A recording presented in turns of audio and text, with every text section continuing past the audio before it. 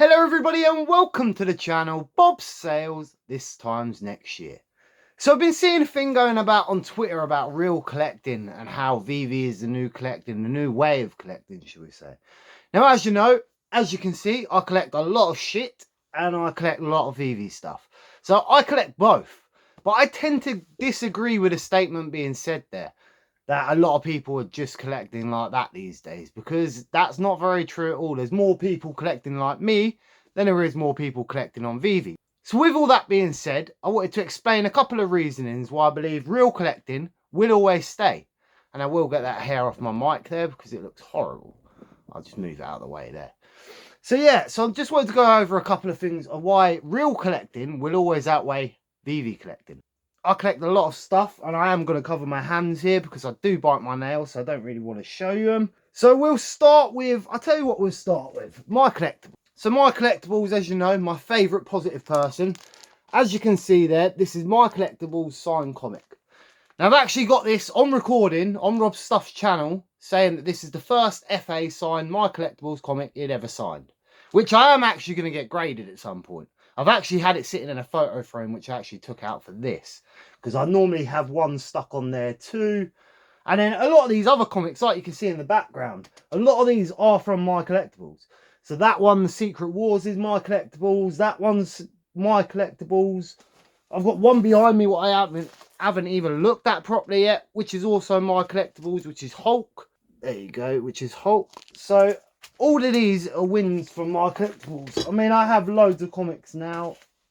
Admittedly, I did start to sell my comics in real life, but I've actually started to buy more since VeVe. So it does help in that sense. But at the same time, it will never take over. I just can't see it. So as I say, so the point I was getting to, so my collectibles comic, FA signed my collectibles comic. This is one of my favourite items I will ever own. This is one of my favourite items I will ever own. This is the FA signed my collectibles comic. Now my collectibles didn't even have a signature at the time of making this. He had to make one for this. So I'm really pleased with that. And I'm always going to cherish that for the rest of my life. Like, I couldn't have got that from anywhere else. Yes, I could have brought, well, in fact, I have brought comics off of my collectibles on VeVe. And they do hold some sort of sentiment. But at the same time, I've got 300 odd comics and stuff now. So unless you remember each comic where you brought them where, you don't really know unless you're going to look every time you go to sell something, which, as we all know, is a bit long. Some things in VeVe you're not going to be able to replace. You're not going to be able to get the same sort of value for. So that, you'll never get that in VeVe. Unless they start signing the digitals, which of course we have seen people doing pictures of. So the other thing about real collecting is when people walk into my house, they walk into my house and they instantly know me better. They don't have to say one thing to me. They can literally look in my doorway and you can see a Freddy Krueger doll, a gun sign, I think a Man United badge at the top of the door. I mean, you already know 3 things about me before I've opened my mouth. That's the true spirit. That's the true magic of real collecting. Collecting is all about conversations. That's why we collect. So if someone walks into my bedroom, for instance, and they look around and it looks like this, they're not going to stay silent for very long. They're going to ask questions. Whether they're good or bad, they're going to ask questions. And a lot of the time, out of all these items, there's going to be one thing from their childhood, what they're going to relate to. So again, so we'll pick up a different collectible for you this time. So this one here, right? So as I say, I collect all things. I have everything from comics to statues to Titanic to... I literally got Austin Powers toys, Predator toys, Wolverine comics. I've literally got everything. I've got Russian pin badges downstairs. I've got Indian World War medals. I've got English World War medals. And they've even got the names of the people on them, which makes them more valuable if you know anything about medals. Indian ones are a bit cheaper, mind you. A lot of them do just say sing. As bad as that does sound racist, a lot of them really are just sing on the medals themselves. So anyway, moving on. So as you can see, this is a military item. It's got all the items on there. I don't know if you can see that on the handle, but as you can see, all the markings are on it there. As you can see, all the patina, the dust, not in the most perfect condition, but it's in really well condition. As you can see, the holder there, it's a special item. Like, when are you going to be able to buy that in VeVe? When are you going to be able to collect that in VeVe? You can't. This is a bit of history. This was on someone's gun at one point in time. This is a bit of history right here in my hand. And it don't just bring you back to the history of everything. It brings you back to the people that held this first. So let's go back to something else. So let's go back to, I'll tell you what, we'll go to Dana White. So one of my other prized possessions, you wouldn't think it, the way it's covered in dust, I must admit, is an absolute state. This is my Dana White signed toy. So as you know, I'm a big UFC fan, and this is Dana White's signature. Not a lot of people always give Dana the credit he gets. He did build a sport in roughly 10 years, and it should be credited for. And it's a big sport now. It's literally on every main sports channel you can get. But yeah, this is one of my main things I collected. I think this cost me about 150 to 200 pounds at the time. And I actually knew the guy I brought it off. And I actually got a proof of a picture of him actually signing it, and I've got this certificate of authenticity, of course. And it was someone I actually knew that went to the event in London, so I know it's real, I know it's genuine and all that. But again, this is one of my favourite items. Dana White was a big thing for the UFC, and this will be worth a fortune when he goes. That's just a thing. But Dana signed a lot of stuff, so you never know. But because of the toy itself, and it's the Ultimate Fighter Championship style, the first ever one, as you can see, it's pretty cool. I mean, admittedly, Dana's still got hair there. I mean, still got a little bit of hair there anyway. But yeah, again, you can't get that on VeVe. Okay, let's change this a bit. So I do apologise again about the dust on this frame. I'm actually been moving my whole house around. I'm actually having job problems and all sorts right now. So the next thing I wanted to talk to you about, right? So another thing about real collecting. So the man, David Yu himself. There's a man, David Yu, and there's Bob. And there's my VeVe card, my logo card. So as you can see, I still have my VeVe card, but I no longer have my logo. So does that mean anything to you? Now, that could just mean I was greedy for the money and I see the value going down, which, again, at the time, I think I did. So that was why I sold it. And plus, I was trying to get to Anaheim at the time, so it was a little extra I needed. And then I got COVID and then never went anyway. I have framed it. It does need putting in a better frame, I must admit, and it does need cleaning. But as you can see, that's my VeVe card there. That's from the time I went to Decon in London, and I will never get that again. And as you can see there, look, I've got the VeVe tattoo there. I'm really pleased. You know, I've been in VeVe a year and a half, and to finally go and meet the co-founders and to actually have a drink with them in the pub, watch them dancing and letting themselves go, and just the normal meet and greet and actually seeing the vision, it's a big thing. But this thing will always remind me of that event. It's not something I will ever get. So the NFT, for instance, would have always reminded me of the event itself. But at the same time, I'd rather have this on my wall than an NFT in my vault, if that makes any sort of sense. So let's take this back again. So you got to forgive me for the state of this box. As you can see, there's no end of yellow in on there. And this is a Batman car, Mike Control Batman car. And yes, it does still work just about. As you can see, this is from my childhood. Like, this is from my childhood. This was actually one of my brother's presents, and I actually managed to steal it off of him. See, being the younger person of a family of, I mean, there's quite a few of us. I mean, there's 8 of us, I think. I've got 4 brothers and 4 sisters. So as you can see, being a family that big, I was the youngest. So everyone that left the house, I got all their toys, and I was quite happy with that. I wasn't stupid, so I actually kept most of the toys.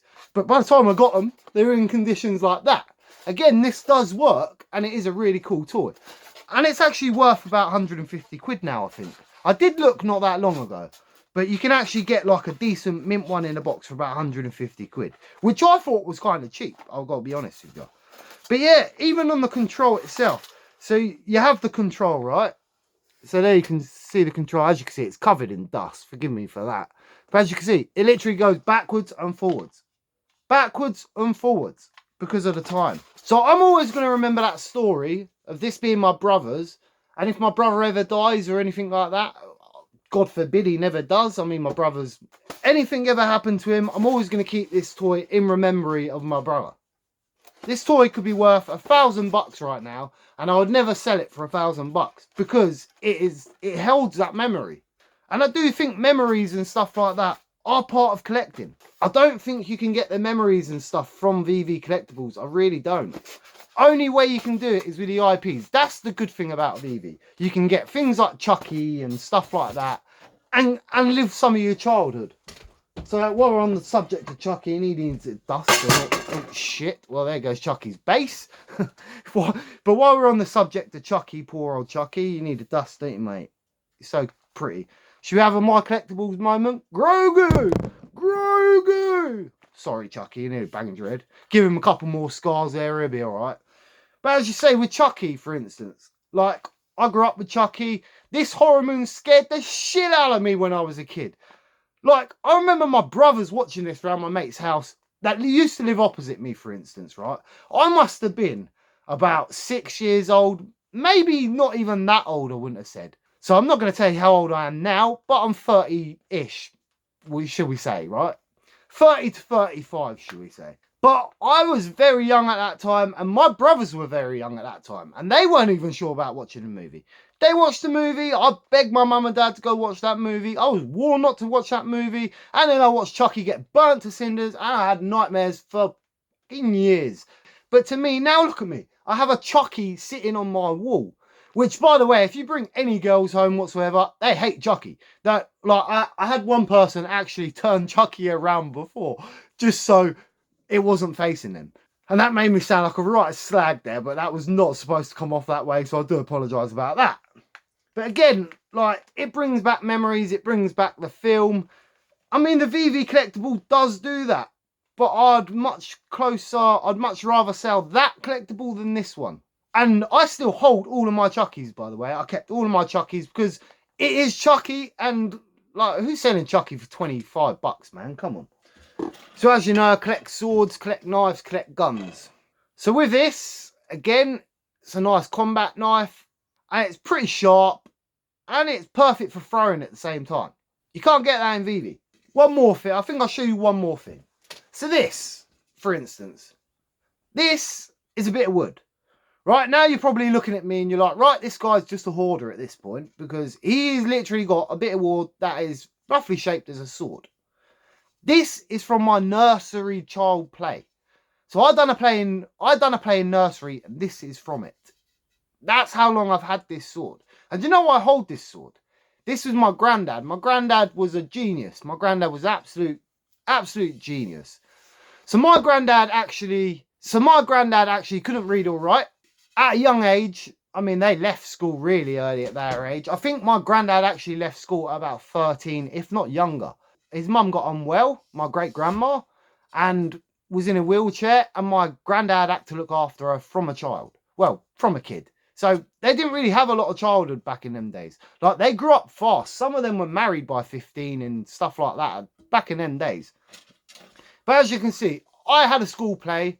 My mum and dad, not the richest person in the world, and I wouldn't say they were tight because they did buy us a lot of toys. But at the time, I had a school play coming up. I had no money. Mum and dad didn't really have no money at the time. And I needed a sword for the school play. So I went over to my granddad. Bearing in mind my granddad can't read and write, my granddad can make anything out of wood. Now this is very rough. He made this in about 2 minutes. But my granddad can make anything out of wood. So this is also from my granddad. Yes, my granddad used to smoke a pipe, and as a kid I used to watch him, and I always wanted his pipe. I've actually owned his pipe. It's actually downstairs, by the way. But this was what he made me as a kid, so I could pretend I was smoking like my granddad. That's how incredible my granddad was. Like, when I mean my granddad can make anything out of wood, if you wanted a windmill, you wanted a bath, you wanted a shed, you wanted anything with detail, he could do you. And he wouldn't just give you the standard. I mean, these look a bit standard, but he made these in about 2 seconds.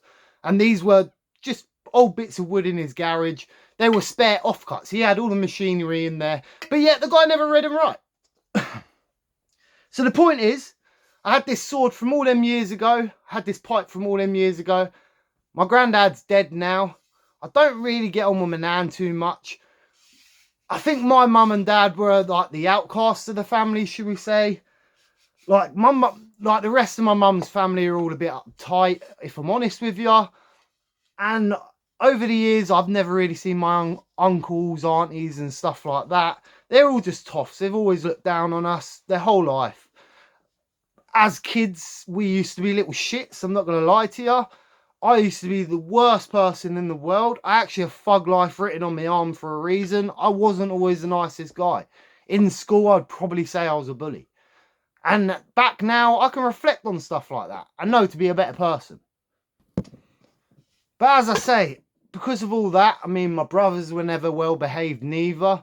But we were trouble to where that if you said the wrong thing to us, or me specifically, I had the worst temper. The worst temper. If I didn't smoke, I would have the worst temper.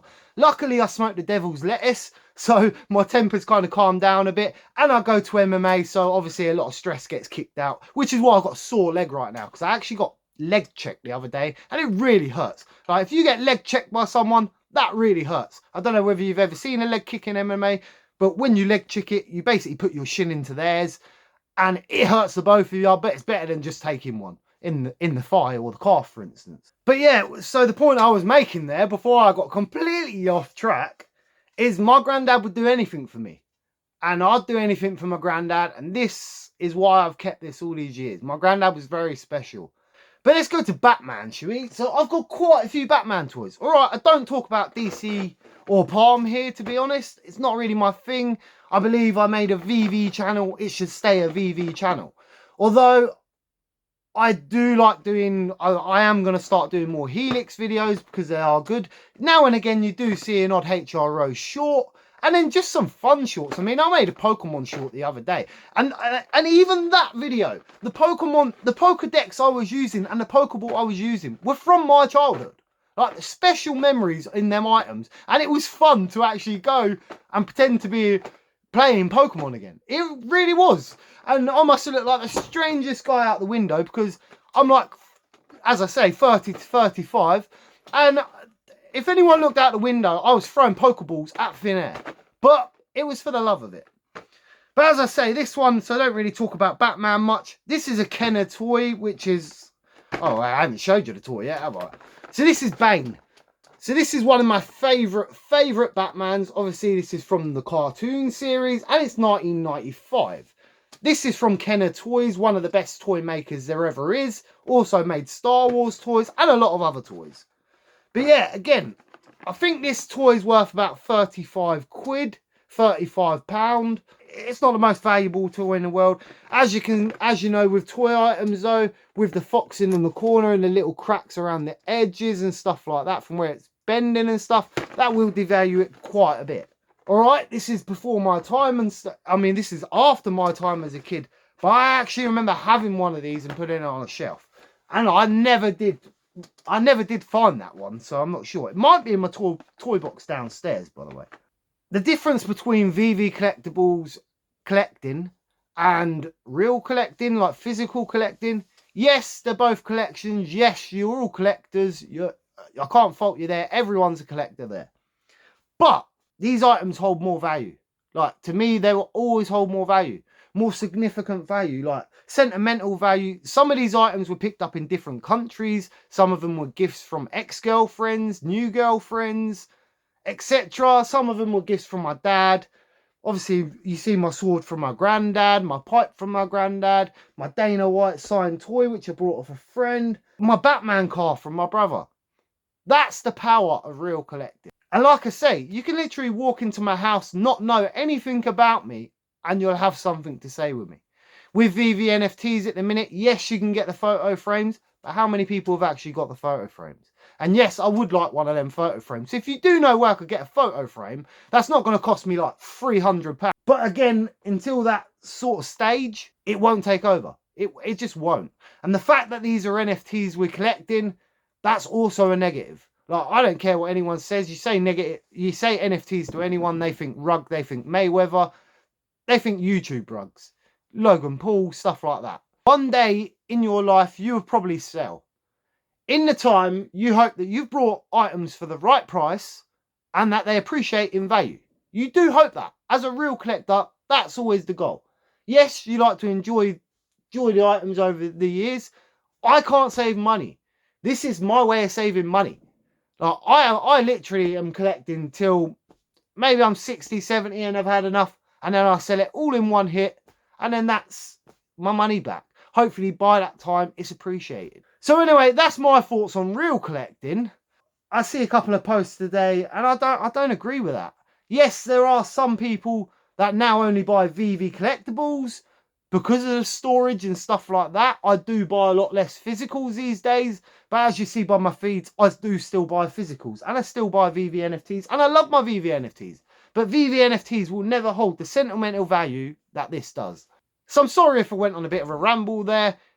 This is my explanation of real collecting from a real collector. So as always, I appreciate your support. There's not been many views, many watches about the last couple of weeks. I don't know whether everyone's dead or just the whole sentiment's down at the minute. Oh, MCP. So before I go, we'll talk a little VeVe. Let's talk about MCP. So MCP has come out. I have got beta on both accounts. They don't seem to be adding up right, which I kind of knew that was going to happen. Yesterday I was Master Collector. Today I'm Diamond 2.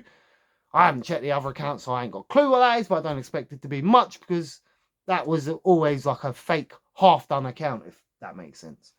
So MCP is here. Slight prices are starting to go up. So stamps have started to go up a little bit. Some of the smaller collections, some of the more rubbishy brands, like the Troll Hunters, for instance. I brought the Troll Hunters because of the good video I made at the time. The drop video got me hyped. My own drop video got me hyped, even though I knew it would be a bad drop. But because I've done such a good video, I brought them out of respect for that. After I brought them, everything's gone down. So the ultra rare was sitting at, when I brought, was 25 gems, which I thought was really cheap. It's an ultra rare collectible and it's a nice set, new movie, and there's a lot to come with that movie and future series. But I brought for 25 and then that thing went down to £10, 10 gems quick. The uncommons sat at 6 gems, I believe, started to go back up. So there is gains to be made.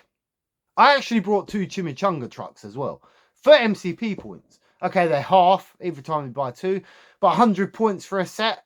I mean, that was an easy set. 1 item, 1 set, 10 gems.